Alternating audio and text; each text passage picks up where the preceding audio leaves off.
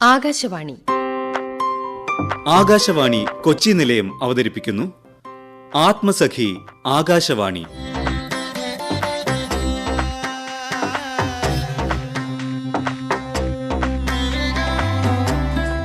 പ്രക്ഷേപണത്തിന്റെ 90 സുവർണ വർഷങ്ങൾ പ്രത്യേക പരിപാടി.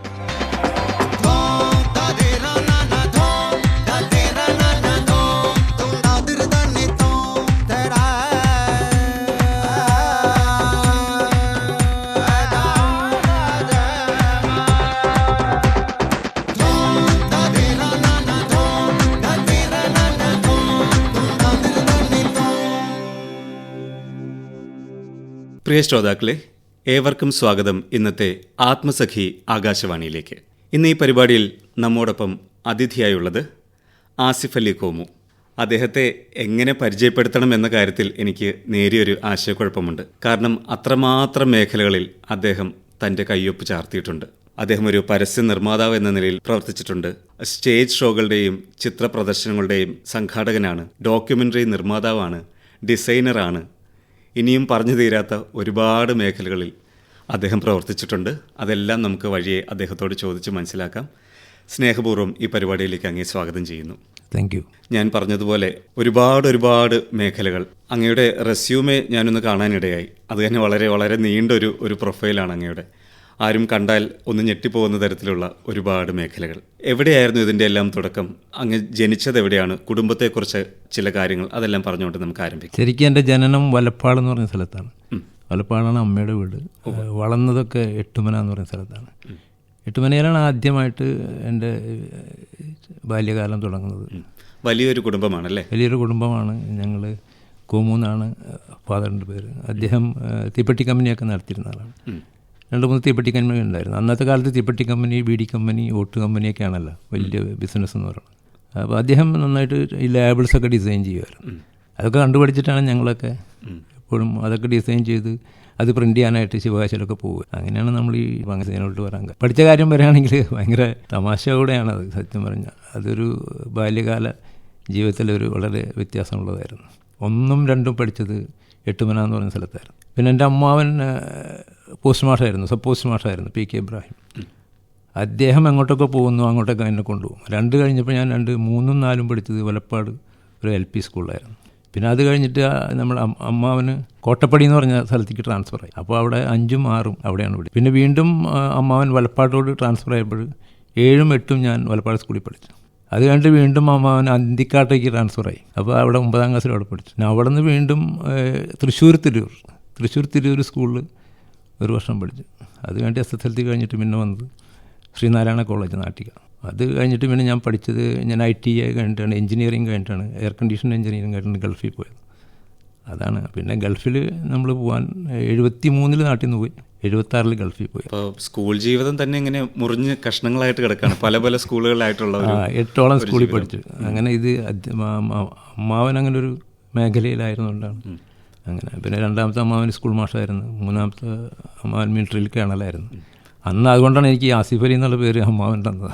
ഇപ്പോൾ പലരും ചോദിക്കും ആസിഫ് അലി എന്നുള്ള പേര് ഇപ്പോൾ ചേഞ്ച് ചെയ്താണെന്നൊക്കെ ചോദിക്കും. അത് അമ്മാവനന്ന് എൻ്റെ ജനനം 51-ലാണ്, 1951.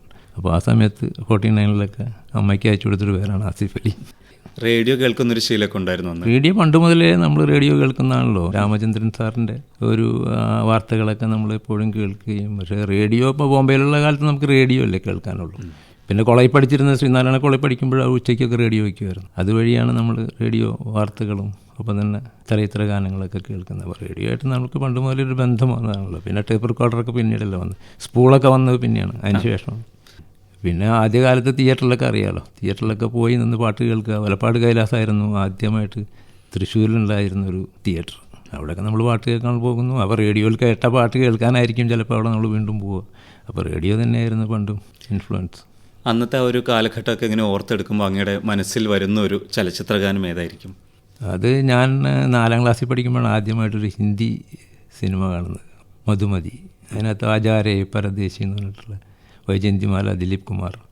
ആ സീൻ തന്നെ നമുക്ക് ഇന്നത്തെയൊക്കെ കോസ്റ്റ്യൂമാണ്, ഇന്ന് നമ്മൾ ഉപയോഗിക്കുന്ന കോസ്റ്റ്യൂമാണ് അന്ന് ദിലീപ് കുമാറൊക്കെ ഉപയോഗിച്ചിരുന്നത്. അത് ആ സീനൊക്കെ ഒരുപാട് ഇപ്പോഴും ഓർത്തിരിക്കുന്നതാണ്. അതൊക്കെ അത് എനിക്ക് തോന്നുന്നു അന്ന് 2 തറയിലിരുന്നിട്ടാണ് അപ്പോൾ നമ്മുടെ ഈ പരിപാടിയിലെ ആദ്യ ഗാനം അതായിക്കോട്ടെ.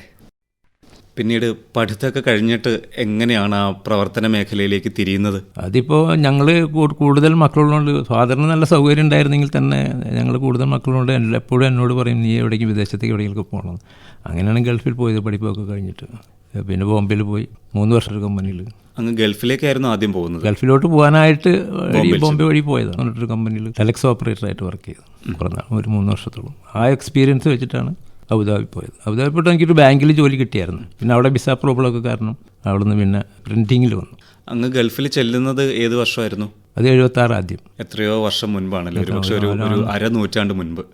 അത് അന്നിങ്ങനെ എല്ലാവരും തുടക്കക്കാരാണ്. ഇന്ന് കാണുന്ന എന്നോടൊപ്പമുള്ള ആളുകളൊക്കെ അന്ന് ഒരുപാട് പേര് ഇന്നത്തെ വലിയ ബിസിനസ്സുമാരൊക്കെ അന്നത്തെ തുടക്കക്കാരാണ്. അന്നത്തെ ആ ഒരു ഗൾഫ് മേഖല, അവിടുത്തെ സാമൂഹ്യ ജീവിതം, അതൊക്കെ എങ്ങനെയായിരുന്നു? ഇന്ന് കാണുന്നതിൽ നിന്ന് ഒരുപാട് വ്യത്യാസങ്ങളുണ്ടാവുമല്ലോ. അന്ന് നമ്മളൊരു ലെറ്റർ വന്നു കഴിഞ്ഞാൽ ഇപ്പോൾ വീട്ടിൽ നിന്നൊക്കെ ഒരു ലെറ്റർ വരുന്ന 1 മാസം കഴിഞ്ഞിട്ടാണ്. 1 മാസം എടുക്കും. നമുക്ക് ആ ലെറ്റർ വരുന്നോ എന്ന് നോക്കാൻ വേണ്ടി എന്നും പോകും. വെച്ചാൽ പോസ്റ്റ് ബോക്സിൽ പോകണം, നമുക്ക് അഡ്രസ്സ് ഇല്ലല്ലോ. അപ്പോൾ എല്ലാവരും കൂടെ അന്ന് എല്ലാ ദിവസവും ജോലി കഴിഞ്ഞിട്ട് അത് 7 മണിക്ക് ശേഷം പോയിട്ട് കത്ത് നോക്കാൻ പോകും. ഞാൻ വീട്ടിൽ നിന്ന് എപ്പോഴും അന്നൊക്കെ എഴുതുമ്പോൾ കത്ത് എഴുതുമ്പോൾ എന്നും കത്ത് എഴുതാൻ പറയും. എന്നും കത്ത് എഴുതിയാലേ വരുള്ളൂ, അല്ലെങ്കിൽ 1 മാസം കഴിഞ്ഞിട്ടല്ലേ കിട്ടുള്ളൂ. വല്ലപ്പോഴും മറുപടി എഴുതുമ്പോഴേ ഒരു കത്ത് വന്ന് മറുപടി എഴുതുമ്പോൾ 1 മാസം പിടിക്കും. അപ്പോൾ മദറിനോടൊക്കെ പറഞ്ഞ് ഇടയ്ക്കിടെ എഴുതാൻ പറയും. അന്ന് അവിടെ ഒരുപാട് മലയാളികളൊക്കെ ഉണ്ടായിരുന്നു. അന്ന് മലയാളികളൊക്കെ ഒരുപാട് വേണം. ഒരു മാലിക് ന്യൂസ് ഏജൻസി ഉണ്ടായിരുന്നു. അദ്ദേഹമാണ് മലയാളം വായിക്കാനുള്ള പെർമിഷൻ എടുത്തത്. എന്നുവെച്ചാൽ അദ്ദേഹത്തിന് ന്യൂസ് ഏജൻസി അദ്ദേഹത്തിന് മാത്രമേ ഉള്ളൂ. പത്രങ്ങൾ വിൽക്കാനുള്ള ഉറുദു, ഹിന്ദി, അതുപോലെ തന്നെ ഇംഗ്ലീഷ് പത്രങ്ങളൊക്കെ വിൽക്കാനുള്ള അദ്ദേഹത്തിന് മാത്രമേ പെർമിഷനുള്ളൂ. അപ്പോൾ പത്രങ്ങൾ വായിക്കാനായിട്ട് അദ്ദേഹമാണ് പെർമിഷൻ വാങ്ങി. ഇദ്ദേഹത്തിൻ്റെ സപ്പോർട്ടോടുകൂടി, അബ്ദുറഹ്മാൻ സാഹിബ് തളിക്കുളത്തുകാരനാണ്, അദ്ദേഹത്തിൻ്റെ സപ്പോർട്ടോടുകൂടിയാണ് ഇങ്ങനെ ഒരു വായന നമുക്ക് ലഭിച്ചത്. പ്രിന്റിങ്ങിന്റെ മേഖലയിലേക്കാണല്ലോ ആദ്യമായി കടന്നു ചെന്നത് അവിടെ. പ്രിന്റിംഗ് ഒരു ഷാർജ പ്രിന്റിംഗ് ബസ് എന്ന് പറഞ്ഞിട്ട് ഞാൻ ഇതിൻ്റെ അബുദാബി, ദുബായ് ഒക്കെ കഴിഞ്ഞ ഷാർജയിൽ 1978 അവിടെ വന്ന് സെറ്റിൽ ചെയ്തു. ആ സ്ഥാപനത്തിൽ എന്ത് ജോലിയാണ് അങ്ങ് ചെയ്തിരുന്നത്? അത് ഞാനവിടെ സെയിൽസ്മാൻ ആയിട്ടായിരുന്നു. അന്ന് സെയിൽസ് എക്സിക്യൂട്ടീവ് എന്ന് പറയും. അന്ന് സെയിൽസ്മാൻ ആയിരുന്നു. പുറത്ത് പോയിട്ട് വിസിറ്റിംഗ് കാർഡ്സിൻ്റെ ഒക്കെ ഓർഡർ എടുക്കുക.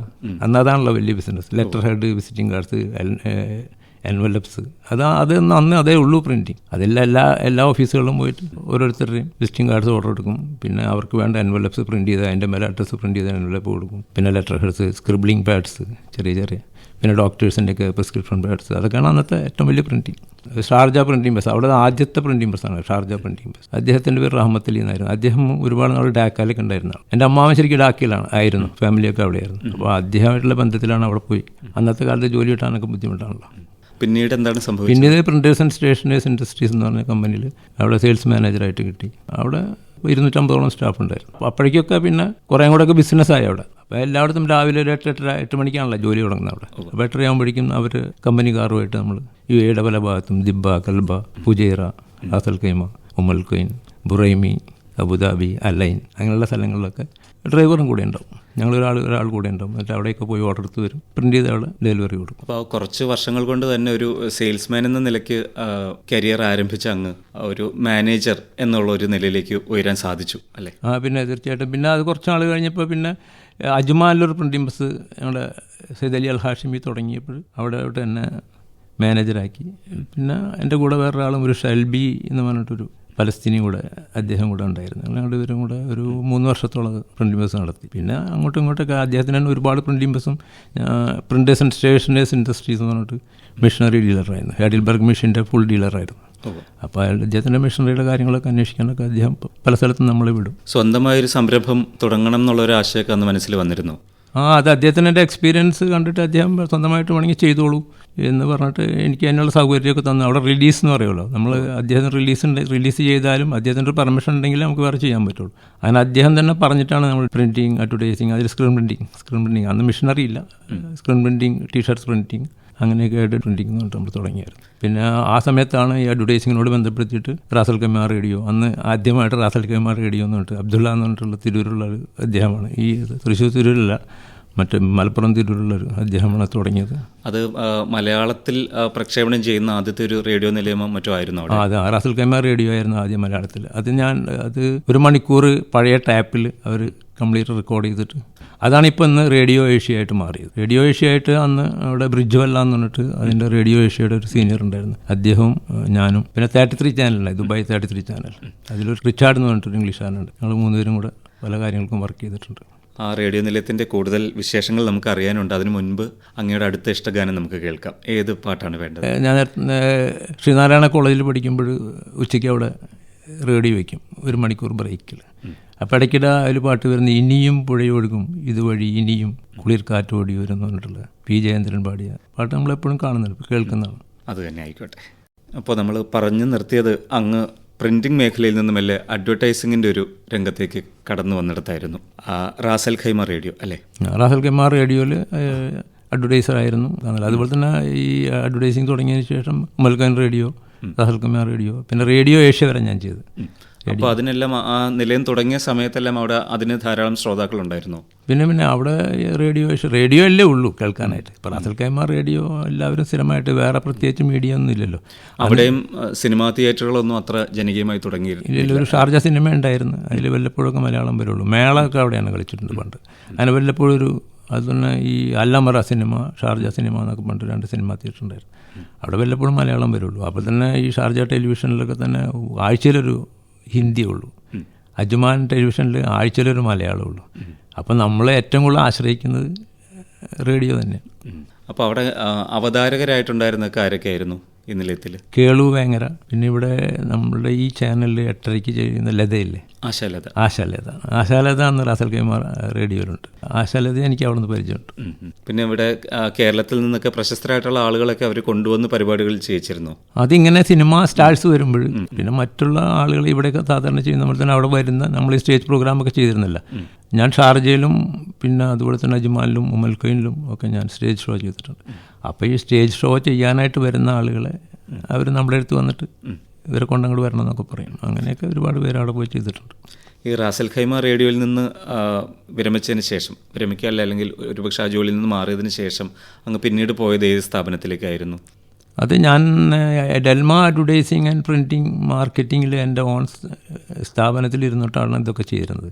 ഇതങ്ങ് ഈ സ്ഥാപനത്തിൻ്റെ പേരിലാണ് ഈ Ras al Khaimah radio, Ajman television, അതുപോലെ തന്നെ ഉമൽഖൈൻ റേഡിയോ ഒക്കെ ചെയ്തിരുന്നത്. അതിനുശേഷം ഈ ഡിസൈനിങ് ഒക്കെ ആദ്യം ചെയ്യുന്നത് എപ്പോഴായിരുന്നു? ഡിസൈൻ ഈ പ്രിൻറ്റിംഗ് പ്രസ്സിലുള്ള കാലത്ത് നമ്മൾ ലോഗോ ഡിസൈൻ ചെയ്യുമായിരുന്നു. അങ്ങനെ ലോഗോ ഡിസൈൻ ചെയ്യാൻ അവിടുത്തെ ആദ്യകാലത്ത് എന്ന് പറഞ്ഞാൽ അങ്ങനെ ലോഗോ എന്ന് പറഞ്ഞൊരു കൺസെപ്റ്റ് ഒന്നും ഇല്ലായിരുന്നു. നമ്മൾ തന്നെ അതുപോലെ തന്നെ ക്യാപ്ഷൻസ്, ഇപ്പോൾ ഗിഫ്റ്റ് ഓഫ് ലവ് എന്നൊക്കെ പറഞ്ഞിട്ട് ക്യാപ്ഷൻസ് ഒക്കെ അന്ന കാലത്തൊക്കെ അതൊരു വലിയ അത്ഭുതമാണ്. കാരണം വെച്ചാൽ ഏതെങ്കിലും ഒരു പ്രോഡക്റ്റിൻ്റെ മേലെ ഗിഫ്റ്റ് ഓഫ് ലവ് എന്നൊക്കെ എഴുതുന്നത് അന്ന് അവർക്കൊക്കെ വലിയ സന്തോഷമുള്ള കാര്യമാണ്. പിന്നെ അതുപോലെ തന്നെ ലോഗോ ഡിസൈൻ എല്ലാ കമ്പനികൾക്കും അങ്ങനെ ലോഗോ ഒന്നും ഉണ്ടായിരുന്നില്ല. അപ്പോൾ നമ്മളാണ് അത് ഇൻട്രൊഡ്യൂസ് ചെയ്തിരുന്നത്. ഇങ്ങനെ ഇപ്പം അതിൽ ഷാർജ റൂളേഴ്സ് ഓഫ് ഇതിൻ്റെ ലോഗോ എനിക്ക് ഡിസൈൻ ചെയ്യാനുള്ള ഭാഗ്യമുണ്ട്. കാരണം വെച്ചാൽ അവിടെ ഷെയ്ഖിൻ്റെ സെക്രട്ടറി ബാലു തെക്കന്മാർ എന്ന് പറഞ്ഞിട്ട്, ഞങ്ങൾ ബാലു എന്ന് പറയും, ബാലകൃഷ്ണൻ തെക്കന്മാർ, ശ്രീനിവാസൻ്റെ കൂടെയൊക്കെ BA പഠിച്ചിരുന്നു. അദ്ദേഹമായിരുന്നു ഷെയ്ഖിൻ്റെ സെക്രട്ടറി ആയിരുന്നു. അപ്പോൾ അദ്ദേഹം എന്തുണ്ടെങ്കിലും എന്നെ വിളിച്ച് തരുമായിരുന്നു. അദ്ദേഹം ഇന്നില്ല, അദ്ദേഹം കഴിഞ്ഞ 5-6 മാസം മരണപ്പെട്ടു പോയി. പിന്നെ ഒരു ജമാൽ എന്ന് പറഞ്ഞിട്ട് പെട്രോളിയം ഡിപ്പാർട്ട്മെൻറ്റിൽ ഷെയ്ഖിൻ്റെ സെക്രട്ടറി ഉണ്ടായിരുന്നു. അവരൊക്കെ പഴയകാല കുറച്ച് പേരല്ലേ ഉള്ളൂ, അന്യോന്യം പരിചയപ്പെടാൻ എളുപ്പമുള്ളൊരു നാടാണല്ലോ. ഫാമിലിയൊക്കെ അന്ന് നമ്മൾ താമസിക്കുമ്പോൾ 30 ഫാമിലിയുള്ളൂ. ഞങ്ങൾ ഫാമിലി എടുത്ത് താമസിക്കുമ്പോൾ മക്കളൊക്കെ അവിടെയാണ് ജനിച്ചത്. അപ്പോൾ ആ സമയത്ത് കുറച്ച് പേരുള്ളതുകൊണ്ട് എല്ലാവരും അന്യോന്യം പരിചയപ്പെടുകയും എല്ലാവരും അന്യോന്യം എന്തെങ്കിലും ചാൻസ് ഉണ്ടെങ്കിൽ കൊടുക്കുകയും എന്തെങ്കിലുമൊക്കെ ചാരിറ്റി പ്രവർത്തനങ്ങളുണ്ടെങ്കിലൊക്കെ അതിനൊക്കെ അവർ സഹായിക്കാറുണ്ട്. അങ്ങ് മലയാളത്തിലുള്ള ഒരുപാട് സ്വകാര്യ ചാനലുകൾക്ക് വേണ്ടി പരസ്യങ്ങളെല്ലാം ചെയ്തിട്ടൊക്കെ ഉണ്ട്. അതെല്ലാം ഏത് കാലഘട്ടത്തിലായിരുന്നു അതിലേക്കൊക്കെ വരുന്നത്? സെയിം മേഖലയിൽ നിൽക്കണം എന്നുള്ള താല്പര്യം വെച്ചുകൊണ്ട് പ്രിൻറ്റിംഗ് അഡ്വർടൈസിങ് മാർക്കറ്റിംഗ് കോമുസൺസ് എന്നുള്ള പേരിൽ കോമുസൺസ് പ്രിൻറ്റിംഗ് ആൻഡ് അഡ്വർടൈസിങ് മാർക്കറ്റിംഗ് കൊണ്ട് തുടങ്ങുകയും അത് വെച്ചുകൊണ്ടാണ് നമ്മൾ പിന്നെ എല്ലാ ചാനലിലും പ്രൊഡക്ഷനൊക്കെ ചെയ്യുന്നത്. പിന്നെ DD4 വേണ്ടിയിട്ട് പത്മജ പടവുകൾ ഇറങ്ങുന്നുണ്ട്, PK സുനിത സംവിധാനം ചെയ്തത്. അതുകൊണ്ട് പിന്നെ സിനിമ തന്നെ ജീവിതം എന്ന് പറഞ്ഞിട്ട് ഞാനും ഒരു നജീബ് ഡയറക്ടറുണ്ട്, അദ്ദേഹമായിട്ട് സിനിമ തന്നെ ജീവിതം എന്ന് പറഞ്ഞിട്ടൊരു 52 എപ്പിസോഡ് ചെയ്തു. പിന്നെ ശ്രീകുമാരൻ തമ്പി സാറായിട്ട് അടുത്ത് പരിചയം, കലയും കാലവും എന്ന് പറഞ്ഞിട്ട് അദ്ദേഹം ചെയ്തൊരു 52 എപ്പിസോഡ് ഞാൻ മാർക്കറ്റ് ചെയ്തു. മാർക്കറ്റിംഗ് ഒരു സീരിയൽ എനിക്ക് തോന്നുന്നു ഒരു 10,000-3000 ഒരു 15,000-ഓളം എപ്പിസോഡ്സ് ഞാൻ മാർക്കറ്റ് ചെയ്ത് കാണും. അന്ന് സ്ത്രീയൊക്കെ ഉള്ള സ്ത്രീ പരമ്പരയൊക്കെ ഉള്ള കാലത്ത്. നമുക്ക് അടുത്തൊരു ഇഷ്ടഗാനം കേൾക്കാം. ഒരു ഇഷ്ടമുള്ളൊരു പാട്ടുണ്ട്, പഴയ പാട്ടാണ്, MS രാജാവിൽ ജന്നത്ത് താമര പൂത്തല്ലോ ഒരു പൊന്നിതൽ ഞാൻ നുള്ളിക്കോട്ടെ എന്നൊരു പാട്ടുണ്ട്. അതെനിക്കിഷ്ടമാണ്. അതുകൊണ്ട് ആ പാട്ട് ഞാൻ ഇടയ്ക്കിടെ ഇങ്ങനെ കേൾക്കുന്നൊരു ഗാനമാണ്. ഇതിനിടയിൽ ഡോക്യുമെൻ്ററികൾ നിർമ്മിക്കുന്നതിലും അങ്ങ് താല്പര്യം പ്രകടിപ്പിച്ചിരുന്നല്ലോ. ഏതാണ് അങ്ങ് നിർമ്മിച്ചിരുന്ന പ്രധാനപ്പെട്ട ഡോക്യുമെൻ്ററികൾ എന്നൊന്ന് പറയാമോ? ഡോക്യുമെൻ്ററി ആദ്യകാലത്ത് ഈ ആനപ്പാപ്പാത്തി എന്നൊക്കെ പറഞ്ഞിട്ട് ഒരു നിഭ നമ്പൂതിരി ഉണ്ടായിരുന്നു. അവർ ചെർപ്പളശ്ശേരിയിലുള്ളതാണ്. അവർ കുറച്ചാൾ തൃശ്ശൂർ താമസിച്ചിരുന്നു. അവരെക്കുറിച്ച് സിന്ദൂരം എന്ന് പറഞ്ഞിട്ടൊരു പ്രോഗ്രാം, അത് KJ ബോസ് എന്നുള്ള ആളെ ഡയറക്റ്റ് ചെയ്ത് ഞാനത് പ്രൊഡ്യൂസ് ചെയ്ത്. അത് കണ്ടിട്ട് ഞാൻ കേരളാസ് ട്രഡീഷണൽ സൂപ്പർ സ്റ്റാർസ് എന്ന് പറഞ്ഞിട്ട് ആനകളെക്കുറിച്ച് എന്നുവെച്ചാൽ ഞാൻ ജീവിക്കുന്നത് ആറാട്ടുപുഴയാണ്. ആറാട്ടുപുഴ റോട്ടിലാണ്, ദേവർ റോഡ് എന്ന് പറയും. ദേവർ അങ്ങോട്ട് തൃപ്പാർക്കും ആറാട്ടുപുഴയ്ക്കൊക്കെ ദേവർ പോകുന്ന റോഡാണ്. ആ റോട്ടിലാണ് ഞങ്ങൾ ചെറുപ്പം മുതലേ വളർന്നത്. അപ്പോൾ ഞങ്ങൾ ആനകളെ കണ്ട് വളർന്ന് ഞങ്ങളുടെ വീടുകളിലേക്ക് തന്നെ ആനകളെ കൊണ്ട് തിളയ്ക്കും, ചക്ക കൊടുക്കും, മാങ്ങ കൊടുക്കും, പട്ട കൊടുക്കും. അങ്ങനെ അത് കണ്ടു വളർന്നിട്ട് അങ്ങനെ ഒരു ഡോക്യുമെൻ്ററി ചെയ്യണമെന്ന് തോന്നി. അത് ആറാട്ടുപുഴ എല്ലാവിധ സഹായം ഉണ്ടായി. ഒരു 81 ആനയുള്ളപ്പോഴാണ് ഷൂട്ട് ചെയ്തത്. അതിനെ സ്നേഹിക്കാന്ന് പറഞ്ഞു കഴിഞ്ഞാൽ ആ സ്നേഹം എപ്പോഴും കാണിക്കാം. എപ്പോഴും അടുത്ത് ഇടപഴകിയിട്ടുണ്ട് ഈ ഡോക്യുമെൻ്ററി ചെയ്യാനായിട്ട്. തൃശ്ശൂർ ഒരുപാട് വീടുകളിൽ അങ്ങനെ ആനകളിടത്തൊക്കെ വീടിനകത്താണ് കുട്ടി ആനകളൊക്കെ ജീവിക്കുന്നത്. അതൊക്കെ അതിനകത്ത് പകർത്തിയിട്ടുണ്ട്. പിന്നെ ഗുരുവായൂരിലൊരു ചെറിയ ആനയുണ്ടായിരുന്നു ഞാൻ ചെയ്യുമ്പോൾ, അതൊക്കെ ഞാൻ അവിടെ പോയി ഷൂട്ട് ചെയ്തായിരുന്നു. ഈ ഡോക്യുമെൻ്ററി ഈ കേരളാസ് ട്രഡീഷണൽ സൂപ്പർ സ്റ്റാർസ് എന്നുള്ളത് ആനകളെക്കുറിച്ചുള്ള ആ ഡോക്യുമെൻ്ററിയുടെ ഒരു പ്രമേയം എന്തായിരുന്നു? പ്രമേയം ആനയെക്കുറിച്ച് പറയാണ്. ആന നമുക്ക് വേണ്ടി എന്തൊക്കെ ചെയ്യുന്നു, നമ്മളോട് എത്ര ചേർന്ന് നിൽക്കുന്നു, ഉത്സവങ്ങളിൽ ചേർന്ന് നിൽക്കുന്നു, സിനിമയിൽ ചേർന്ന് നിൽക്കുന്നു, നാട്ടിൽ തടി പിടിക്കാൻ ആനയെ കൊണ്ടുപോകുന്നു. അപ്പം ഞാൻ എന്തൊക്കെ നിങ്ങൾക്ക് വേണ്ടി ചെയ്യുന്നു എന്നുള്ള രീതിയിൽ ആന പറയുന്ന ഒരു കഥയാണ്. അത് ഹരിചന്ദ്രനാണ്, അദ്ദേഹമാണ് അത് നരേറ്റ് ചെയ്തത്. പിന്നെ അതുകൂടാതെ പിന്നെ ചെയ്ത ഡോക്യുമെൻ്ററി കേരളാസ് ക്രിയേഷൻസ് എന്ന് പറഞ്ഞിട്ട്, അത് ആർട്ടായിട്ട് ബന്ധമുള്ളതാണല്ലോ. എല്ലാ പുലികളെയും വരയ്ക്കുന്നു, മുഖം വരയ്ക്കുന്നു, വയറുള്ള പുലിയെ വരയ്ക്കുന്നു. അങ്ങനെയുള്ള വരയ്ക്കുന്ന സ്ഥലങ്ങളിലൊക്കെ പോയിട്ട് കേരളാസ് ക്രിയേഷൻസ് എന്ന് പറഞ്ഞിട്ട് ഒരു ഡോക്യുമെൻ്ററി ചെയ്തു. അത് പുലികളെക്കുറിച്ചായിരുന്നു. പുലികളെക്കുറിച്ചാണ്. 1200 പുലികളെ നമ്മൾ 3 ക്യാമറ വെച്ച് ഷൂട്ട് ചെയ്തു 3 സ്ഥലത്ത്. ടൂറിസം ഡിപ്പാർട്ട്മെൻറ്റൊക്കെ നമ്മളിൽ നിന്ന് വാങ്ങിച്ചുകൊണ്ട് പോയി അതൊക്കെ അവർ കാണിക്കാനൊക്കെ ആയിട്ട്. പിന്നെ നമ്മളുടെ ഈ ഡോക്യുമെൻ്ററീസൊക്കെ പലയിടത്തും അന്ന് CD ആണല്ലോ, CD വയ്ക്കുമ്പോൾ പലരും വാങ്ങിക്കുമായിരുന്നു. അത് തൃശ്ശൂർ പൂരം നടക്കുന്ന സമയത്ത് പോയിട്ട് ഷൂട്ട് ചെയ്യായിരുന്നു. അത് തൃശ്ശൂർ പൂരത്തിൻ്റെ ഷൂട്ട് ചെയ്തു. എല്ലാം ആ കാലഘട്ടങ്ങൾ ഒരു വർഷത്തോളം എടുത്ത് ചെയ്യാനായിട്ട്. കാരണം വെച്ചാൽ എല്ലാം കിട്ടാൻ വേണ്ടിയിട്ട് ആറാട്ടുപുഴ അമ്പലം, തൃശ്ശൂർ പൂരം, പിന്നെ തൈക്കാട്ടുശ്ശേരി, തൃപ്രയാർ, ഇരിങ്ങാലക്കുട, കൂടൽമാണിക്യ ക്ഷേത്രം, എല്ലാ ക്ഷേത്രങ്ങളിലും പോയിട്ട് ആനകളെ കിട്ടാൻ വേണ്ടി തന്നെ എല്ലായിടത്തും പോയി ഷൂട്ട് ചെയ്തു. ഏത് സിനിമയിലൊക്കെ ആനയുണ്ട് അതൊക്കെ അന്വേഷിച്ച് പോയിട്ട് അങ്ങനെ കുറച്ച് ഷൂട്ട് ചെയ്തിട്ടുണ്ട്. നല്ല ഇൻട്രസ്റ്റിംഗ് 1 hour പ്രോഗ്രാമാണത്. ഒരുപാട് പേര്, കുട്ടികൾക്കൊക്കെ ഭയങ്കര ഇഷ്ടമുള്ളൊരു പ്രോഗ്രാമാണത്. പിന്നെ അതിനെന്തൊക്കെ ഭക്ഷണം കൊടുക്കണം, ഭക്ഷണം കൊടുക്കുന്നതോറും ഒട്ടും ഉപദ്രവിക്കില്ല എന്ന് കാണിക്കുന്ന സാധനമൊക്കെ. മധുരമാണ് അവർക്ക് ഏറ്റവും ഇഷ്ടം. ലഡുവൊക്കെ ഭയങ്കര ഇഷ്ടമാണ്. ലഡു അവലും മലരും തേനൊക്കെ കൂടെ കൂട്ടിയിട്ട് കുഴച്ചു കൊടുത്തു കഴിഞ്ഞാൽ അവർക്ക് വളരെ സന്തോഷമാണ്. അപ്പോൾ ഒരുപാട് അധ്വാനം വേണ്ടി വന്നു ആ ഒരു ഡോക്യുമെൻ്ററി ഷൂട്ട് ചെയ്യാനുള്ള. ഒരുപാട് സ്ഥലങ്ങളിൽ പിന്നെ അവർ കുളിക്കുന്ന സീൻ, പിന്നെ അമ്പലത്തിൻ്റെ ഉള്ളിൽ എനിക്ക് പെർമിഷൻ തന്നു. അങ്ങനെ അവിടെ കയറിയപ്പോൾ അമ്പലത്തിൻ്റെ ചുറ്റും ഇങ്ങനെ ആനകളെ കുളിപ്പിക്കുമ്പോൾ അവരാ വെള്ളം പുറത്തോട്ട് ഒഴിക്കുന്നതും, പിന്നെ ടാങ്കിൽ കുളിക്കുന്നതും, ചെറിയ ആനകളെ കുളിപ്പിക്കുന്നതും ഒക്കെ ഷൂട്ട് ചെയ്തിട്ടുണ്ടായിരുന്നു. അങ്ങനെ എല്ലാം കണക്ട് ചെയ്തിട്ടുണ്ട്. എൻ്റെ ഒരു എക്സ്പീരിയൻസും എൻ്റെ ഒരു സന്തോഷം എന്ന് പറയുന്നത്, ആന നമ്മളോട് കൂടെ ഒപ്പം ജീവിക്കേണ്ട നമ്മളതിനെ കൂടുതൽ സ്നേഹിക്കുകയും അതിന് വേണ്ട ഭക്ഷണവും എപ്പോഴും കുളിപ്പിക്കുകയും വെള്ളത്തിൽ കൊണ്ട് ഇറക്കിയിടുകയൊക്കെ ചെയ്യുകയാണെങ്കിൽ ആന നമ്മളോട് കൂടെ ചേർന്ന് നിൽക്കുന്ന നമ്മുടെ സംസ്കാരമായിട്ടും നമ്മുടെ കലയായിട്ടും നമ്മുടെ ആഘോഷങ്ങളായിട്ടും പൂരമൊക്കെ ആയിട്ടും നമ്മുടെ സൗഹൃദമൊക്കെ കൂടുതൽ കൂട്ടിയുറപ്പിക്കാൻ പറ്റിയ ഒരു ഇതാണ് ആന ശരിക്കും. നമ്മുടെ സംസ്കാരത്തിൻ്റെ മറ്റൊരു സവിശേഷതയാണ് നമ്മുടെ മതസൗഹാർദ്ദം എന്ന് പറയുന്നത്. ഒന്നാണ് നമ്മളെന്ന് പറഞ്ഞിട്ട് ഒരു ഡോക്യുമെൻ്ററി അങ്ങ് എടുത്തിട്ടുണ്ട്. ഇത് മതസൗഹാർദ്ദമെല്ലാം ഇതിലൊരു പ്രമേയമായി വന്നിട്ടുണ്ട്. അതേക്കുറിച്ചൊന്ന് പറയാമോ? അത് ഓഡിയോ കാസറ്റാണത്. ഓഡിയോ കാസറ്റാണ്. ഓഡിയോ കാസറ്റിൽ അതിലെ എല്ലാ ഗാനങ്ങളും മതസൗഹാർദ്ദത്തെക്കുറിച്ചുള്ള ഗാനങ്ങളാണ്. അതിൽ ഞാൻ നേരത്തെ പറഞ്ഞിരുന്നു, അത് ബാലേന്ദ്രൻ തെക്കന്മാർ, അദ്ദേഹം ഷാർജ റൂളേഴ്സ് ഓഫീസിലെ ഷെയ്ഖിൻ്റെ സെക്രട്ടറി ആയിരുന്നു. അദ്ദേഹത്തിൻ്റെ 2 ഗാനങ്ങൾ, പിന്നെ അഡ്വക്കേറ്റ് സലാഹുദ്ദീൻ അദ്ദേഹത്തിൻ്റെ 2 ഗാനങ്ങൾ, അങ്ങനെയൊക്കെ കൂട്ടിച്ചേർത്തിക്കൊണ്ടൊരു ഒന്നാണ് നമ്മൾ. അടുത്തൊരു ഇഷ്ടഗാനം കേൾക്കാൻ സമയമായി തോന്നുന്നു. എനിക്ക് സിദ്ദീഖ് നമ്മളോടൊപ്പം ഇല്ല. സിദ്ദീഖിൻ്റെ സിനിമ കാബൂളിവാല, അതിലെ പാട്ട് ആ പാൽ നിലാവിടും നൊമ്പരം എന്ന് പറഞ്ഞിട്ട്, അത് ഇന്നസെൻ്റ് ഏട്ടനെയും ഓർക്കാം, സിദ്ദീഖിനെയും ഓർക്കാം. പിന്നെ ജഗതി ശ്രീകുമാർ, അദ്ദേഹം സുഖമില്ലാതിരിക്കുകയാണ്. അവർക്ക് 3 പേർക്കും കൂടി ഡെഡിക്കേറ്റ് ചെയ്തിട്ട് അവരുടെ ഓർമ്മകളാൽ ഡെഡിക്കേറ്റ് ചെയ്തിട്ട് സ്വാമി. ശരി. ഈ ഡോക്യുമെൻ്ററികളെല്ലാം ഇങ്ങനെ നിർമ്മിക്കുന്നതിൻ്റെ ഇടയിൽ അങ്ങേക്ക് ഒരു സിനിമ എടുത്താൽ കൊള്ളാമെന്നൊരു തോന്നൽ ഇതിൻ്റെ ഇടയിൽ എപ്പോഴെങ്കിലും വന്നിരുന്നു? സിനിമ ഒരു സിനിമ വരണ ഒരു 35 minutes ഒരു സിനിമ ചെയ്തിട്ട് OTT റിലീസ് ചെയ്തു. അത് 2 വർഷം മുമ്പ്. ക്ലീൻ ഇന്ത്യ എന്ന് പറഞ്ഞിട്ട്, നമ്മുടെ നാടെങ്ങനെ നമ്മൾ വൃത്തിയാക്കി വെക്കണം, നമുക്കത് വൃത്തിയാക്കി വെക്കാൻ പറ്റും. അത് ചെയ്യാൻ കാരണം എന്ന് വെച്ച് കഴിഞ്ഞാൽ, ആലുവയിൽ ഒരുപാട് അമ്മമാർ ഈ വേസ്റ്റ് ഇങ്ങനെ കൈകൊണ്ട് വാരിയും ഒരു മാസ്ക് പോലും വയ്ക്കാതെ അത് വാരി ഇങ്ങനെ കൊണ്ടുപോകുന്നതും അത് ക്ലീൻ ചെയ്യുന്നതും എല്ലാ ദിവസവും നല്ല ചൂട്ടത്ത് 1 മണി വരെ 2 മണി വരെ കഷ്ടപ്പെടുന്നത് കണ്ടിട്ട് ഞാനുണ്ടാക്കിയൊരു ഡോക്യുമെൻ്ററി അല്ല, സിനിമ തന്നെയാണ്. സിനിമയായിട്ട് അവർ OTT റിലീസ് ചെയ്തു. അദ്ദേഹം അത് എനിക്കൊരു അവസരം തന്നു. അത് നന്നായിട്ട് പോയി. അതിൽ നല്ലൊരു സോങ്ങൊക്കെ ഉണ്ട്. എങ്ങനെ നമ്മൾ നാടിനെ സംരക്ഷിക്കണം, എങ്ങനെ നമ്മൾ മാലിന്യം ഒഴിവാക്കാൻ പറ്റുന്നുള്ളതിനെ കുറിച്ചൊക്കെ ഒരു. അതല്ലാതെ ഒരു കൊമേഴ്ഷ്യൽ സിനിമ എപ്പോഴെങ്കിലും അങ്ങയുടെ മനസ്സിൽ അങ്ങനെ ഉണ്ടായിരുന്നു? കൊമേഴ്ഷ്യൽ സിനിമ ഒരു സ്ക്രിപ്റ്റൊക്കെ എഴുതിയായിരുന്നു. അത് പിന്നെ അങ്ങനെ നടന്നില്ല.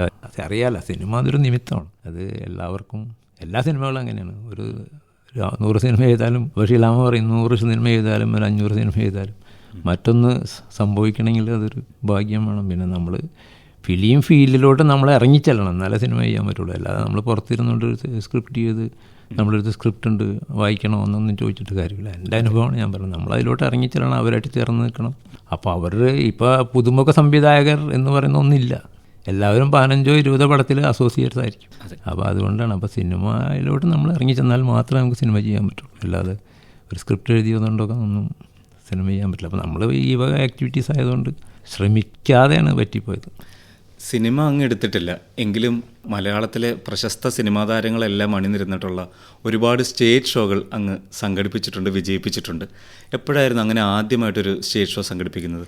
അത് 1992 അത് ഈസ്റ്റ് കോസ്റ്റ് വിജയൻ, അദ്ദേഹം UAE അദ്ദേഹത്തിൻ്റെയാണ് ആ പ്രോഗ്രാം. അദ്ദേഹത്തിൻ്റെ പ്രോഗ്രാം നാം ഷാർജ എക്സ്പോയിൽ മാത്രം മോഹൻലാലിൻ്റെ ഒരു ഷോ ചെയ്യാൻ ഭാഗ്യമുണ്ടായി. അത് UAE ആദ്യത്തെ സ്റ്റാർ നൈറ്റ് ആയിരുന്നു. പിന്നെ അതിനുശേഷം പലതും ചെയ്തു. അബിയുടെ സ്റ്റാർ ചെയ്തു, പിന്നെ സിദ്ദിഖ് ലാലിൻ്റെ ചെയ്തു.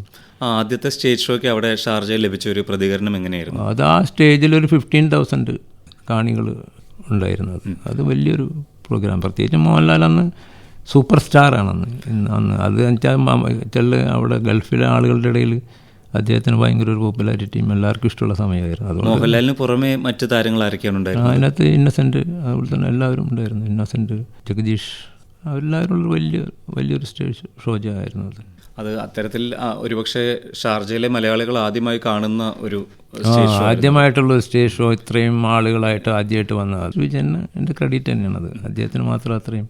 പിന്നെ അത് സ്പോൺസർ ചെയ്തത് ഞാനാണ്, അത് പ്രോഗ്രാം അവതരിപ്പിച്ച ഞാനാണ്. UAE വളരെ വർഷങ്ങളായിട്ടുള്ള ഒരു മുഹമ്മദ് അലിക്കാണ്ടായിരുന്നു.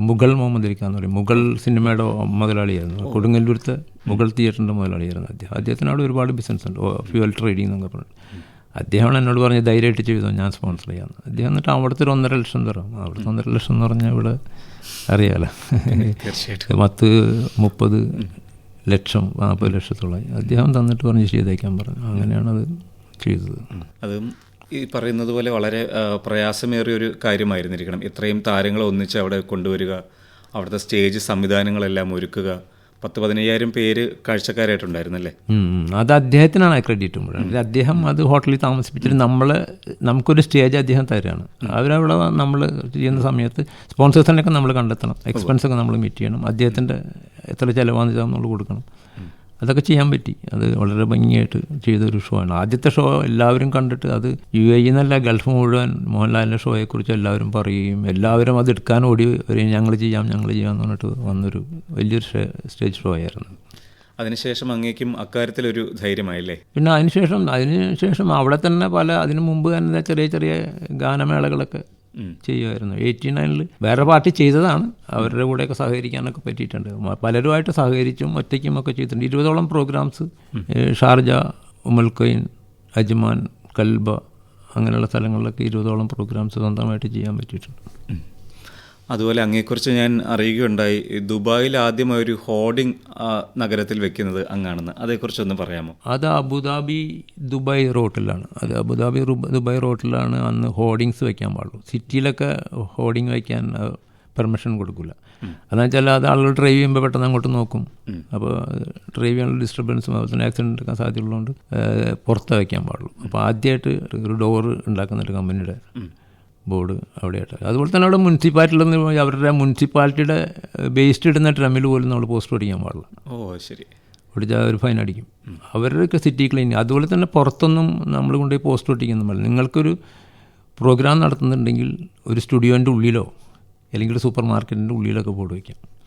അല്ലാതെ പുറത്ത് കൊണ്ട് ഒട്ടിക്കുക. സിറ്റി ക്ലീനിങ്ങിൻ്റെ ഭാഗമായിട്ട് അവരൊന്നും അനുവദിക്കില്ല. അതുപോലെ തന്നെ നമുക്ക് നോട്ടീസ് കവറിലൊക്കെ ഇട്ട് കൊടുക്കാം. വെറുതെ ഇങ്ങനെ റോട്ടിലിടുക വലിച്ചപ്പോൾ എവിടെയൊക്കെ കിട്ടിക്കഴിഞ്ഞാൽ അതൊന്നും ജസ്റ്റ് വായിച്ചിട്ട് താഴോട്ട് പോകില്ല. ഇവൻ പള്ളിയിൽ നിന്ന് ഇറങ്ങുമ്പോൾ തന്നെ, ഞങ്ങളുടെയൊക്കെ പള്ളിയിൽ നിന്ന് ഇറങ്ങുമ്പോൾ തന്നെ ആ വായിച്ചു കഴിഞ്ഞാൽ അവിടെ ഇട്ടിട്ട് പോകും.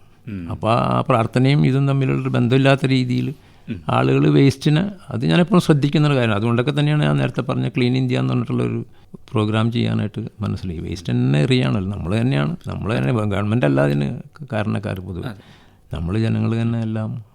അതുകൊണ്ടൊക്കെ തന്നെ ഹോർഡിങ്സിനൊക്കെ അവർ, ഞാനിവിടെ തന്നെ ചെയ്തായിരുന്നു, prefer hoardings to advertise to keep the city clean. ഇപ്പോൾ എല്ലായിടത്തും ഇവർക്കൊക്കെ തന്നെ ഹോർഡിങ്സ്, ഇപ്പോൾ തന്നെ ഈ ഇലക്ഷനൊക്കെ വയ്ക്കുന്ന ഹോർഡിങ്സ് വയ്ക്കുന്നത് മറ്റാർക്കും ശല്യമില്ലല്ലോ. ആ സ്ഥാനത്ത് റോട്ടിലൊക്കെ ഒട്ടിച്ച് താഴെ വീണ് കയറിട്ട് കെട്ടി തടഞ്ഞു വീണു. കുട്ടികളൊക്കെ തന്നെ സ്കൂളിൽ നിന്നൊക്കെ റോഡ് ക്രോസ് ചെയ്യുന്ന കുട്ടികളൊക്കെ വീഴുന്നതൊക്കെ ഈ റോട്ടിലൊക്കെ. അതിനെക്കുറിച്ച് ഞാൻ പലപ്പോഴും ആർട്ടിക്കിളൊക്കെ എഴുതാറുണ്ട്. ഞാനൊരു അഡ്വർടൈസിങ് കമ്പനിയുടെ ഞാൻ 30ഓളം ആർട്ടിക്കിൾസ് ഇങ്ങനത്തെയുള്ള എൻ്റെ കാഴ്ചപ്പാടുകൾ എന്ന് പറഞ്ഞിട്ട് എഴുതിയിട്ടുണ്ട്, 30 അതിലൊന്ന് ഇതാണ്. അതുപോലെ ഒരു ഇലക്ട്രോണിക് പരസ്യ ബോർഡും അവിടെ ഷാർജ, അത് 1998 ആദ്യമായിട്ട് ഷാർജയിൽ ക്രിക്കറ്റ് തുടങ്ങുന്നത്. അത് അബ്ദുറഹ്മാൻ ബുക്കാദിർ എന്ന് പറഞ്ഞിട്ട് അദ്ദേഹമാണ് അന്ന് ക്രിക്കറ്റിൻ്റെ ഒരു ചെയർമാനായിട്ട് വന്നത്. അങ്ങനെ എനിക്ക് അങ്ങനെ ഒരു അവസരം കിട്ടി അവിടെ ഇലക്ട്രോണിക് ബോർഡ്. അതിൻ്റെ അഡ്വൈസർ ഞാനായിരുന്നു. അത് ചെറായിലുള്ളൊരു ജോൺ, അദ്ദേഹം അവിടെ കാറ്ററിംഗ് ഒക്കെ ചെയ്തായിരുന്നു. അപ്പോൾ അദ്ദേഹം കൂടെ പറഞ്ഞിട്ടാണ് എനിക്ക് അവിടെ അഡ്വർടൈസിങ് കിട്ടിയത്. അങ്ങനെ ഒരു ഇലക്ട്രോണിക് ബോർഡ് ആദ്യമായിട്ട് വയ്ക്കാനുള്ളൊരു അവസരം. അങ്ങനെ പല കാര്യങ്ങളിലും ആദ്യമായിട്ട് അവസരങ്ങൾ കിട്ടിയിട്ടുണ്ട്. മറ്റൊരു ഇഷ്ടഗാനം കേൾക്കാം നമുക്കിനി. എൻ്റെ വീട്ടിൽ മക്കളെപ്പോഴും കേൾക്കുന്നൊരു ഗാനമാണ് ഉദയനാട് താരത്തിലെ കരളേ കരളിൻ്റെ കളറേ എന്നിട്ടുള്ള പാട്ടിൽ. അതിൻ്റെ ഒരു അഡ്വർടൈസ്മെൻറ്റ് ചെയ്യാനും എനിക്കൊരു ഭാഗ്യം ഉണ്ടായിട്ടുണ്ട്. അതിൻ്റെ ഒരു പരസ്യചിത്രം ഞാൻ ചെയ്തായിരുന്നു. ഈ സ്റ്റേജ് ഷോകളൊക്കെ ആയിട്ട് ഒരുപാട് ബന്ധപ്പെട്ട് പ്രവർത്തിച്ചിട്ടുള്ളതുകൊണ്ട് തന്നെ അങ്ങേക്ക് സിനിമയിലെ നടന്മാർ, നടിമാർ, ഗായകർ ഇവരൊക്കെ ആയിട്ടും അടുത്തിടപഴകാനുള്ള ഒരു അവസരമൊക്കെ കിട്ടിയിട്ടുണ്ടാവുമല്ലോ. അങ്ങനെയുള്ള എന്തെങ്കിലും നല്ല ഓർമ്മകൾ അല്ലെങ്കിൽ മറക്കാനാവാത്ത സംഭവങ്ങൾ അങ്ങയുടെ മനസ്സിൽ തെളിഞ്ഞു വരുന്നുണ്ടോ? എനിക്ക് 150ഓളം സിനിമകൾ പ്രൊമോട്ട് ചെയ്യാനുള്ള അവസരം കിട്ടിയിട്ടുണ്ട്. അതിപ്പം ആദ്യമായിട്ട് ഞാനൊരു ടോക്ക് ഷോ ചെയ്തത് കല്യാണരാമനാണ്. സിദ്ദീഖ് ലാലിൻ്റെയൊക്കെ പ്രോഗ്രാം ചെയ്തപ്പോൾ ഒരിക്കൽ ലാൽ പറഞ്ഞു ഒന്ന് ചെയ്ത് കാണിക്കുമെന്ന് പറഞ്ഞു. അങ്ങനെ പിന്നെ ഷാഫി ആയിരുന്നു എൻ്റെ ഡയറക്ടർ. അപ്പോൾ അതിനെക്കുറിച്ചൊരു അരമണിക്കൂർ. അത് കഴിഞ്ഞിട്ട് പിന്നെ ചതിക്കാത്ത ചന്തു അത് ചെയ്തു. അങ്ങനെ പിന്നെ രസികൻ ചെയ്തു, സരസനമൊത്തൊരു രസികൻ യാത്ര എന്നിട്ട് 3 എപ്പിസോഡ് ചെയ്തു. അങ്ങനെ സിനിമയെക്കുറിച്ച് എന്തെങ്കിലുമൊക്കെ ബന്ധപ്പെടുത്തി 150ഓളം സിനിമകളുടെ ഹോർഡിങ്സ് ചെയ്തു, 50ഓളം സിനിമകളുടെ ഇതുമാതിരി TV പ്രോഗ്രാംസ് ചെയ്തു. പിന്നെ അതിൻ്റെയൊക്കെ പരസ്യങ്ങളൊക്കെ തന്നെ റേഡിയോയിലൊക്കെ ഉണ്ടാക്കി കൊടുക്കാറൊക്കെ ഉണ്ട്. അങ്ങനെ സിനിമാ ഫീൽഡിൽ എല്ലാവരുമായിട്ടും പിന്നെ എപ്പോഴും ഇങ്ങനെയൊക്കെ ചെയ്യുന്നതുകൊണ്ട് തന്നെ ലൊക്കേഷനിലൊക്കെ ചെന്ന് കഴിഞ്ഞാൽ അവർ നമുക്ക് അങ്ങോട്ട് ചെല്ലാനുള്ള അവസരമൊക്കെ തരും. ആരും അങ്ങനെ എല്ലാവരുമായിട്ട് അങ്ങനെ സഹകരിക്കാൻ കഴിഞ്ഞിട്ടുണ്ട്. ഇപ്പോൾ ഞാൻ കോണിക് ബാച്ചിലർ അണ്ടർ നോട്ട് ഔട്ട് എന്നൊരു പ്രോഗ്രാം, അതിൽ ഇന്നസെൻ്റ് ഏട്ടൻ്റെ വീട്ടിലാണ് അത് കംപ്ലീറ്റ് പോയിട്ട് നമുക്ക് കോമ്പയർ ചെയ്യാനായിട്ടുള്ള. ഇന്നസെൻ്റ് ഏട്ടൻ ആ പ്രോഗ്രാം കംപ്ലീറ്റ് കോമ്പയർ തന്ന അദ്ദേഹമാണ്. അങ്ങനെയൊക്കെ സിനിമക്കാരായിട്ടും പിന്നെ ഇവരൊക്കെ ഗൾഫിൽ ഉണ്ടായിരുന്നുകൊണ്ട് അവിടെ വെച്ച് കാണുന്നുണ്ട്. ഇവിടെ എന്തെങ്കിലുമൊക്കെ ചോദിച്ചു കഴിഞ്ഞാൽ നോന്ന് പറയാറില്ല സാധാരണ. എന്താ ആവശ്യം എന്നൊക്കെ ചോദിക്കാറുണ്ട്. നമ്മൾ കണ്ടു കഴിഞ്ഞ് കഴിഞ്ഞാൽ പിന്നെ എന്താണ് ആവശ്യം, എന്താ വന്നതെന്നൊക്കെ ചോദിക്കുന്നൊരു സൗഹൃദമുണ്ട്. പിന്നെ നമ്മൾ സിനിമയൊക്കെ ചെയ്യാത്തതുകൊണ്ട്, സ്ഥിരമായിട്ട് സിനിമയിലില്ലാത്തതുകൊണ്ടും സിനിമ ചെയ്യാത്തതുകൊണ്ടും ഒക്കെ ആ ഒരു അകൽച്ച എന്തായാലും ഉണ്ടാവുമല്ലോ. സിനിമ എടുത്തിട്ടില്ലെന്നുള്ളൂ, അങ്ങേക്ക് ആ മേഖലയുമായി വളരെ അടുത്തൊരു ബന്ധം തന്നെയാണ് ഉള്ളതല്ലേ? അതെല്ലാവരും എല്ലാ കാര്യങ്ങളിലും സഹകരിക്കാറുണ്ട്. നമ്മളിപ്പം ബോർഡിങ്സ് വയ്ക്കുന്നതും എല്ലാ സിനിമയുടെയൊക്കെ വിയറ്റ്നാം കോളനിയെ മുതലേ തന്നെ പരസ്യങ്ങൾ ചെയ്യാറുണ്ട്. അങ്ങനെയൊക്കെ അവസരം കിട്ടിയിട്ടുണ്ട്, അവരായിട്ട് സഹകരിക്കുന്നുണ്ട്. പിന്നീട് ചിത്രകലാ പ്രദർശനങ്ങളൊക്കെ സംഘടിപ്പിച്ച് തുടങ്ങിയത് എപ്പോഴായിരുന്നു? ചിത്രകലാ പ്രദർശനം തുടങ്ങാൻ കാരണം ഒരു ഗാലറി, ഇതിൽ നിന്ന് മാറി പ്രിൻറ്റിങ്, അഡ്വർടൈസിങ്, മാർക്കറ്റിങ്ങിൽ നിന്ന് മാറി ഒരു ഗാലറി തുടങ്ങാനായിട്ട് എൻ്റെ വളരെ അടുത്തൊരു സുഹൃത്തുണ്ടായിരുന്നു, ജെ ശശികുമാർ ട്രിവാൻഡ്രം. അദ്ദേഹം നാഷണൽ അവാർഡൊക്കെ കിട്ടിയ ഒരാളായിരുന്നു. അദ്ദേഹം ഇടയ്ക്കിട്ട് എൻ്റെ ഗാലറിയിൽ വരുമായിരുന്നു. അപ്പം പ്രിൻറ്റിങ്, അഡ്വർടൈസിങ്, മാർക്കറ്റിംഗ് ഒക്കെ ചെയ്യുന്നതുകൊണ്ട് ഈ ഹോർഡിങ്സ് ഒക്കെ ഉള്ളതുകൊണ്ട് ഒരു ഗാലറി വെച്ചിട്ട് നല്ല രീതിയിൽ ചെയ്തു വിടുന്നൊക്കെ ചോദിക്കുമായിരുന്നു. അങ്ങനെ ഞാൻ അവിടെ 4 പേര്, 108 പേരുടെയും 100 പേരുടെയും 55 പേരുടെയും 65 ചിത്രകാരികളുടേത് മാത്രമായിട്ട് ഒരു എക്സിബിഷൻ ഞാൻ നടത്തി. അത് ഇന്ത്യയിൽ തന്നെ ആദ്യമായിട്ടാണ്. അതിൽ ഷീലാമ ഉണ്ടായിരുന്നു, പിന്നെ സിന്ധു ലോഹിദാസിൻ്റെ ഭാര്യ, നന്നായിട്ട് വരയ്ക്കും, അവരുടെ ചിത്രങ്ങളുണ്ടായിരുന്നു. പിന്നെ മേനകയുടെ കുറേ മ്യൂറൽസ് ഉണ്ടായിരുന്നു. അത് സിനിമയിൽ നിന്ന് തന്നെ അതിലൊരു 10-20 പേരുണ്ടായിരുന്നു. അവരൊക്കെ വെച്ചുകൊണ്ട് എക്സിബിഷൻ. അപ്പോൾ അതൊരു 100 പേരുടെ. പിന്നെ MN ഫൗണ്ടേഷനിൽ, ഇവിടെ എടപ്പള്ളി MN ഫൗണ്ടേഷനിൽ ഓൺ റോഡ് ബി സീരിയസ് എന്ന് പറഞ്ഞിട്ട് റോഡ് സേഫ്റ്റി ആൻഡ് സെക്യൂരിറ്റിക്ക് വേണ്ടിയിട്ട് ഒരു 400ഓളം ചിത്രങ്ങൾ, 101 പേരുണ്ടായിരുന്നു. അങ്ങനെ 100 പേരെ വെച്ചിട്ടൊരു 10ഓളം ചെയ്ത് കാണും. 2008 കൽവത്തി റോഡിൽ ഫോട്ടോ വെച്ചിൽ 100 പേരുടെ ചിത്ര പ്രദർശനം. പിന്നെ അവിടെ ഇപ്പം കൊച്ചിയിൽ തന്നെ ഇപ്പോൾ 100 പേരുടെ 4 ചെയ്തു. ഇപ്പോൾ ഒരു 50 പേരുടെ എക്സിബിഷൻ നടക്കുന്നുണ്ട്. അത് April 10 എത്തിരും. അങ്ങയുടെ സഹോദരങ്ങളിൽ ആരെങ്കിലും ഈ മേഖലയിലൊക്കെ പ്രവർത്തിക്കുന്നുണ്ടോ? സഹോദരൻ ഒരു ലോകപ്രശസ്തനാണ്. അത് എപ്പോഴും ഫാദർ പറയും, എപ്പോഴും ഒരാൾ ലോകപ്രശസ്തനാവട്ടെ എന്നൊക്കെ. അദ്ദേഹം റിയാസ് കോമുമാണ്. അദ്ദേഹത്തിൻ്റെ ഒരു മേഖലയും എൻ്റെ മേഖലയും തമ്മിൽ ഞാൻ എപ്പോഴും പറയുന്നതാണ്, അദ്ദേഹം is doing in internationally level, I am doing in locally എന്ന് ഞാൻ എപ്പോഴും പറയും. നമ്മൾ ലോക്കൽ പാർട്ടിസിപ്പൻസായിട്ട് ഇവിടെയുള്ള വീട്ടമ്മമാരൊക്കെ നന്നായിട്ട് വരയ്ക്കുന്നവരുണ്ട്, നല്ല രസമായിട്ട് വരയ്ക്കുന്നുണ്ട്. അവർക്കൊക്കെ ഒരു പ്രോത്സാഹനം, അല്ലെങ്കിൽ അവരൊക്കെ എപ്പോഴും വന്ന് പറയും എക്സിബിഷൻ നടത്താൻ. അങ്ങനെ സ്ഥിരമായിട്ട് ഇപ്പോൾ നടക്കുന്നത് 135ാമത്തെ എക്സിബിഷൻ. അങ്ങ് പറഞ്ഞതുപോലെ ഇവിടെ അറിയപ്പെടാത്ത കലാകാരികളെല്ലാം ധാരാളം ഉണ്ടാവും. ഒരു വേദി കിട്ടുന്നുണ്ടാവില്ല അവരിൽ പലർക്കും. അവർക്കൊരു കഴിവുണ്ടെന്ന് ലോകം അറിയുന്നുണ്ടാവില്ല. അങ്ങനെയുള്ളവർക്കെല്ലാം അവസരം കൊടുത്തതിൻ്റെ ഒരു സന്തോഷം തോന്നിയിട്ടുണ്ടോ? പിന്നെ തീർച്ചയായിട്ടും അവരെന്ന് വെച്ചാൽ അവർ നന്നായിട്ട് മ്യൂറൽസൊക്കെ ചെയ്യുന്നത്. അമ്പലങ്ങളിലൊക്കെ ഒരുപാട് മ്യൂറൽസ്. ഇപ്പം ഇത് കഴിഞ്ഞിട്ട്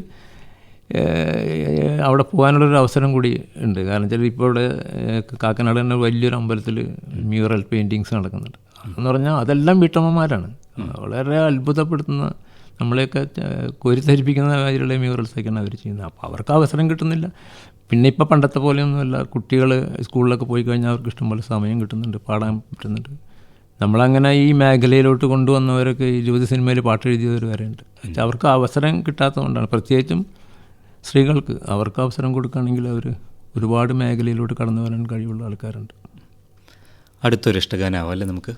എൻ്റെ ഒരു സുഹൃത്ത് അഡ്വക്കേറ്റ് സലാഹുദ്ദീൻ, അദ്ദേഹം നന്നായിട്ട് എഴുതുന്ന ആളാണ്. അദ്ദേഹം യൂസഫ് അലി കേച്ചയുടെ ജ്യേഷ്ഠൻ്റെ മകനാണ്. അദ്ദേഹം ആലം നിറഞ്ഞുള്ള റഹ്മാനെ നീ എന്നെ അല്ലലില്ലാതെ കാത്തിടേണെന്ന് പറഞ്ഞിട്ട് വളരെ ഫേമസ് ആയിട്ടുള്ള പാട്ടാണ്. AK സാജൻ സംവിധാനം ചെയ്ത നീയും ഞാനും എന്നുള്ള സിനിമയിലെ ഗാനമാണ്. വളരെ എപ്പോഴും കേൾക്കാൻ തോന്നുന്നൊരു ഗാനമാണ്. ഇങ്ങനെ ഒരു മേഖലയിൽ നിന്ന് മറ്റൊരു മേഖലയിലേക്ക്, ഒരു സ്ഥാപനത്തിൽ നിന്ന് മറ്റൊരു സ്ഥാപനം, ഒരു സംരംഭത്തിൽ നിന്ന് മറ്റൊരു സംരംഭം, ഇങ്ങനെയെല്ലാം പോകുന്നതിനിടയിലും അങ്ങ് റേഡിയോയോടൊരു പ്രത്യേക സ്നേഹം കാത്തു സൂക്ഷിച്ചിരുന്നു എന്നാണ് ഞാൻ മനസ്സിലാക്കുന്നത്. നമ്മുടെ ഇവിടുത്തെ പരിപാടികളിൽ പങ്കെടുക്കുകയൊക്കെ ഉണ്ടായിട്ടുണ്ടോ? അങ്ങ് കത്തുകൾ എഴുതുകയോ? ഓർമ്മച്ചിന്ത് എന്ന് പറഞ്ഞിട്ടുള്ള പ്രോഗ്രാമിൽ അത് എനിക്ക് എൻ്റെ ഉമ്മയെക്കുറിച്ചുള്ള ഓർമ്മകൾ, ഉമ്മയോടൊത്ത് ഒരു ദിവസം എന്ന് പറഞ്ഞിട്ട് ഞാനൊരു ചെറിയൊരു കഥ പോലെ എഴുതിയിട്ട് അത് വളരെ ഭംഗിയായിട്ട് അവതരിപ്പിച്ച് ഒരുപാട് പേര് കേട്ടിട്ട് തന്നെ പലരും വിളിച്ചു. പക്ഷെ അന്നേ ദിവസം എനിക്ക് കേൾക്കാൻ പറ്റിയില്ല. മദറിൻ്റെ അടുത്ത് ചെന്നിട്ട് ഞാൻ എൻ്റെ ഇപ്പോഴത്തെ വിഷമങ്ങളൊക്കെ പറയുന്നതും, പിന്നെ മദർ ആദ്യകാലത്ത് എനിക്ക് തന്നിട്ടുള്ള ഒരു ബലവും ശക്തിയും എപ്പോഴും പറയും, നീ വലതുകാലം മുന്നോട്ട് വെച്ചാൽ അങ്ങോട്ട് കാല് വലിക്കരുത്, വലിച്ചാൽ നീ തളർന്നു പോകും. അതുകൊണ്ട് അങ്ങനെയുള്ള ഓർമ്മകളൊക്കെ പങ്കുവയ്ക്കാനായിട്ട് ഖബറിൽ ചെന്നിരുന്നിട്ട്, അപ്പോൾ ഞാനവിടെ ചെന്നപ്പോൾ ആ ഖബറിലൊരു മാങ്ങ അങ്ങനെ മുട്ടി നിൽക്കുന്നുണ്ട്. മിസാങ്കൽ എന്ന് പറയും ഞങ്ങളുടെ.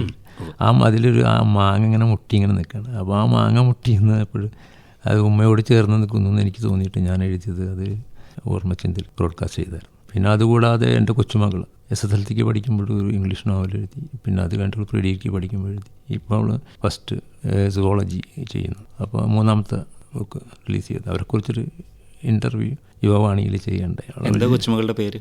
ആയിഷ ആഫ്രീൻ. മൂത്താൾ കൊച്ചുമോള് ഫാത്തിമ സഹറ. അവളിപ്പോൾ PG കഴിഞ്ഞു. ഇപ്പോൾ കുവൈത്തൊരു കമ്പനിയിൽ സൈബർ സെക്യൂരിറ്റീസ് അത് ചെയ്യുന്നു. പിന്നെ മോൻ കോമിക് ആർട്ട് ICFൻ്റെ ഇന്ത്യൻ മെമ്പറാണ്. പിന്നെ കേരള ഓർഗനൈസറാണ്. പിന്നാലയിൽ പ്രോഗ്രാമുണ്ട്. അപ്പോൾ അവരൊക്കെ ഇതിൽ ആക്റ്റീവാണ്, എല്ലാവരും കലാരംഗത്ത്. പിന്നെ എൻ്റെ മോള് സാഞ്ജന ആസിഫ് അലി ഒരു അമിഗുരുമി എന്ന് പറഞ്ഞിട്ട് ജപ്പാനി ടോയ്സ് ഉണ്ടാക്കും. അത് കോളേജിൽ 5 വർഷം പഠിച്ചു. അപ്പോൾ അവിടെയുള്ള എല്ലാ സുഹൃത്തുക്കളും ലോകത്തിൻ്റെ നാനാഭാഗത്തുണ്ട്. അപ്പോൾ അവരൊക്കെ അത് മാർക്കറ്റ് ചെയ്ത് കൊടുക്കുന്നുണ്ട്. അങ്ങനെയൊക്കെ ആയിട്ട് കലയായിട്ട് ബന്ധമുള്ള എല്ലാവർക്കും ചെറുതായിട്ടൊക്കെ കലയായിട്ട് ബന്ധമുണ്ട്. കലാകാരൻ്റെ കരസ്പർശമേൽക്കാത്ത ഒരു മേഖലയും ഈ ദുനിയാവിലെന്ന് വിശ്വസിക്കുന്ന ഒരാളാണ് ഞാൻ. തീർച്ചയായിട്ടും. ഗൾഫ് മേഖലയിൽ അങ്ങ് 4 നൂറ്റാണ്ടോളം ജോലി ചെയ്തതിന് ശേഷമാണ് പല മേഖലകളിൽ, അതിനുശേഷമാണ് നാട്ടിലേക്ക് വരുന്നത്. ഇവിടെയും ഇങ്ങനെ പ്രവർത്തനങ്ങൾ തുടർന്നു വരികയാണ്. അപ്പോൾ വിശ്രമ ജീവിതം എന്നൊരു കാലഘട്ടം ജീവിതത്തിലുണ്ടെന്ന് അങ്ങ് വിശ്വസിക്കുന്നുണ്ടോ? ഇല്ല, അങ്ങനെയില്ല. ഇപ്പോൾ ഞാൻ 1951 ഏപ്രിലാണ് ജനിക്കുന്നത്. April 3 എൻ്റെ ബർത്ത്ഡേ. ഇപ്പോൾ 75 വയസ്സാവും. പക്ഷേ എനിക്കങ്ങനെ ഇരുന്നാൽ കിടക്കേണ്ടി വരും എന്നുള്ള ഒരു വിശ്വാസമുള്ള ആളാണ്. ഇരുന്നാൽ കിടക്കേണ്ടി വരും, കിടന്നാൽ രോഗിയാവും. അതുകൊണ്ട് തന്നെ ഞാൻ എപ്പോഴും എന്തെങ്കിലുമൊക്കെ ചെയ്തുകൊണ്ടിരിക്കും. വീട്ടിൽ ഡ്രൈവ് ചെയ്യും. ഷീലാമ്മയുടെ പെയിൻറ്റിങ് എക്സിബിഷൻ കാലിക്കറ്റിൽ ചെയ്യാനായിട്ട് 4 മണി ഞാൻ സെൽഫ് ഡ്രൈവ് ചെയ്താൽ പോയത്. അപ്പോൾ അതൊക്കെ എനിക്കിഷ്ടമാണ്. പിന്നെ ഡ്രൈവ് ചെയ്യുമ്പോൾ എൻ്റെ ഡോക്ടേഴ്സ് ഫ്രണ്ട്സൊക്കെ പറയും എപ്പോഴും ഡ്രൈവ് ചെയ്യണം. ഡ്രൈവ് ചെയ്യുമ്പോഴാണ് കാലും കൈയും കണ്ണും മൂക്കും എല്ലാം പ്രവർത്തിക്കുകയുള്ളൂ, മണം അറിയണം. ഫുൾ ഡ്രൈവിങ് ഇപ്പോൾ ഡ്രൈവ് ചെയ്തിട്ടാണ് ഇവിടെ വന്നത്. കലയുമായി ബന്ധപ്പെട്ട് ഇത്രയും വർഷങ്ങൾ പ്രവർത്തിച്ചു. ഇനി മുന്നോട്ട് എന്ത് ചെയ്യാനാണ് ആഗ്രഹം? ഇത് തന്നെ കണ്ടിന്യൂ ചെയ്യാൻ ഇപ്പോൾ ആൾറെഡി നമുക്കൊരു നല്ലൊരു ഗാലറി ഉണ്ട് മട്ടാഞ്ചേരിയിൽ, ഒരു 8-9 മുറിയുള്ള അങ്ങനെ ഒരു ഗാലറി കിട്ടാൻ. അത് അദ്ദേഹം അതിൻ്റെ മുതലാളി, എൻ്റെ അല്ല, ഞാൻ അവിടെ വാടകയ്ക്കാണ്. അദ്ദേഹത്തിന് ആ ഗാലറി നടത്തുന്നതിൽ വളരെ സന്തോഷമുണ്ട്. അപ്പോൾ അത് കണ്ടിന്യൂ ചെയ്ത് പോകാൻ പറ്റും. പിന്നെ അതിപ്പോൾ നമ്മളുടെ കാലശേഷം കണ്ടിന്യൂ ചെയ്യാവുന്ന രീതിയിലുള്ള ഒരുപാട് കളക്ഷൻസ് ഉണ്ട്, ആൻറ്റിക് കളക്ഷൻസ് ഉണ്ട്. നമുക്കൊരു ഇപ്പോൾ എൻ്റെ വർക്കുകൾ മുഴുവൻ കൊണ്ടുപോയിട്ട് ഇപ്പോൾ ആരെങ്കിലും ഒരു മ്യൂസിയം ഗാലറി എന്ന് പറഞ്ഞാൽ നമുക്ക് കൊടുക്കാൻ പറ്റിയ അത്ര സാധനങ്ങളുണ്ട്. എൻ്റെ കളക്ഷൻസ് ഗൾഫിൽ നിന്ന് കളക്ട് ചെയ്തതും ഒക്കെയുണ്ട്. അതെല്ലാം വെച്ചുകൊണ്ട് ഇനിയിപ്പോൾ ആരെങ്കിലും ഇത് കണ്ടിന്യൂ ആണെങ്കിൽ അതും കണ്ടിന്യൂ ചെയ്ത് പോട്ടെ. കോമസൺസിൻ്റെ പേരിൽ കണ്ടിന്യൂ ചെയ്തിട്ട് പോട്ടെ എന്ന് തന്നെയാണ് ആഗ്രഹം. വെച്ചാൽ കല, ഞാൻ നേരത്തെ പറഞ്ഞ പോലെ, കലയില്ലെങ്കിലും ഒന്നുമില്ല. എല്ലാത്തിലും നമ്മൾ എവിടെ നോക്കിയാലും എന്ത് ചെയ്താലും കലയുണ്ട്. അതുകൊണ്ട് ഇതൊക്കെ നിലനിർത്തി കൊണ്ടുപോകണം. അതിൻ്റെ കാലശേഷം മറ്റുള്ളവർക്ക് ചെയ്യാൻ കഴിയട്ടെ എന്നുള്ളതാണ് പ്രാർത്ഥന. പ്രായം കേവലം ഒരു സംഖ്യയാണെന്ന് ചിലരൊക്കെ പറയാറുണ്ട്. അതിലെന്തോ ഒരു സത്യമുണ്ടെന്ന് തോന്നുന്നത് അങ്ങേപ്പോലുള്ള ആളുകളെയൊക്കെ കാണുമ്പോഴാണ്. ഈ ഊർജം എന്നും ഇങ്ങനെ നിലനിർത്തിക്കൊണ്ടു പോകാൻ സാധിക്കട്ടെ. ഇനിയും ചെയ്യാൻ ആഗ്രഹിക്കുന്ന കാര്യങ്ങളെല്ലാം ചെയ്തു തീർക്കാനുള്ള ആരോഗ്യവും ഊർജവും ഇങ്ങനെ നിലനിൽക്കട്ടെ എന്ന് ആശംസിക്കുന്നു. ഇത്രയും നേരം ഈ പരിപാടിയിൽ പങ്കെടുത്ത് അനുഭവങ്ങൾ പങ്കുവച്ചതിന് ഒരുപാട് നന്ദി. അഖിലിൻ്റെ പ്രാർത്ഥനയ്ക്ക് ഇത്രയും വലിയൊരു വേദി തന്നതിന്, അതുപോലെ തന്നെ റേഡിയോ കേൾക്കുന്ന ആളെന്ന നിലയ്ക്കും പിന്നെ ഈ കലയായിട്ട് ബന്ധമുള്ള ഒരു മേഖലയിൽ പ്രവർത്തിക്കുന്ന ആളെന്ന നിലയ്ക്കും ഒരുപാട് സന്തോഷമുണ്ട്. എന്നെ ക്ഷണിച്ച പ്രിയ മാഡത്തിനും ഒപ്പം തന്നെ TP വിവേകിനും അങ്ങയ്ക്കും എൻ്റെ 1000 നന്ദി. ശ്രോതാക്കൾ ഇതുവരെ കേട്ടത് പരസ്യ നിർമ്മാതാവും സംഘാടകനുമായ ആസിഫ് അലി കോമുവുമായി അഖിൽ സുകുമാരൻ നടത്തിയ അഭിമുഖം. നിർവഹണം റിയ. ആത്മസഖി ആകാശവാണി പ്രക്ഷേപണത്തിന്റെ 90 സുവർണ വർഷങ്ങൾ പ്രത്യേക പരിപാടി.